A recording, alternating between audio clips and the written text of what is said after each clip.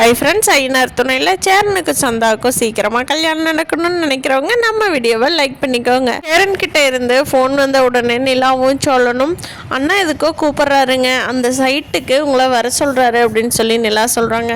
அண்ணா எதுக்கு நிலா கூப்பிட்றாரு அப்படின்னு சொல்லி சோழன் கேட்குறாரு.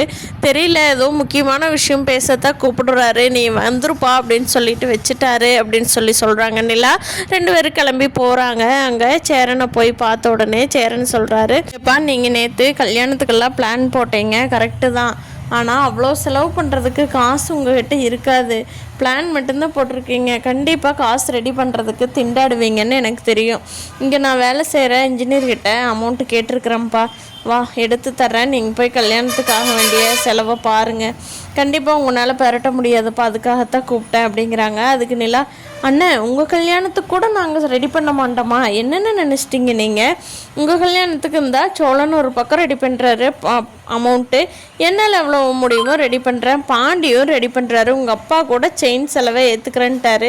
நீங்கள் எதுக்கு நான் பார்க்குறீங்க, நீங்கள் சும்மா கல்யாணத்தை மட்டும் என்ஜாய் பண்ணுங்கள், நீங்கள் சந்தாவை எப்படி சந்தோஷமாக வச்சுக்கலாங்கிறத மட்டும் பாருங்கண்ணே, நாங்கள் உங்கள் கல்யாணத்துக்கெல்லாம் நாங்கள் பொறுப்பு, நீங்கள் அதை பற்றி ஒரி பண்ணிக்காதீங்க அப்படிங்கிறாங்க. இல்லைப்பா, இவனால் பெரட்ட முடியாதுப்பா, இப்போ தானே எல்லா செலவும் பண்ணி பாண்டி கொடுத்தோம் அப்படிங்கிறாரு.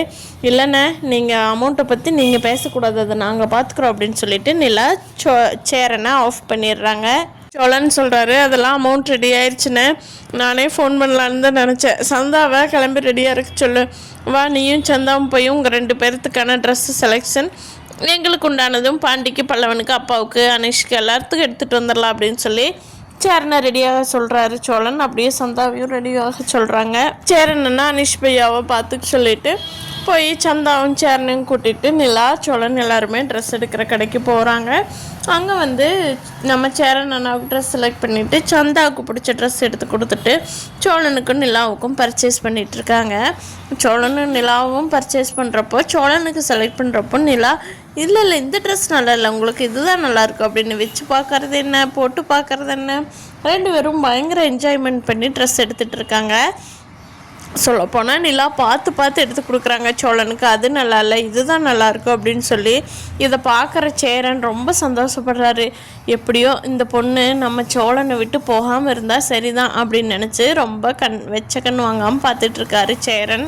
இல்லை சேரன் அண்ணாட்ட கேட்குறாங்க, அண்ணே இந்த ட்ரெஸ் இவருக்கு நல்லா இருக்குல்ல அண்ணே அப்படிங்கிறாங்க.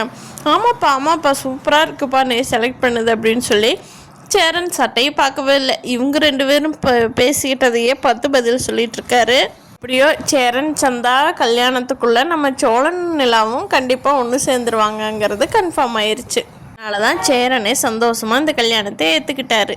கொஞ்சமாக நல்ல பொண்ணாக மாறிக்கிட்டு வர்ற வானதி இனிமேல் பாண்டி கூட சண்டை கட்டாமல் இருந்தாங்கன்னா ஐயனார் துணை வீட்டில் எந்த பிரச்சனையுமே இல்லை. பார்க்கலாம் ஃப்ரெண்ட்ஸ், ஐயனார் துணை வீட்டில் அடுத்தடுத்து என்ன சுவாரஸ்யமாக சேரனோட கல்யாணத்துக்குள்ளே நடக்க போகுதுங்கிறத நாளைக்கு எபிசோடில் பார்க்கலாம். சேனலை இன்னும் சப்ஸ்கிரைப் பண்ணாதவங்க சப்ஸ்கிரைப் பண்ணிக்கோங்க.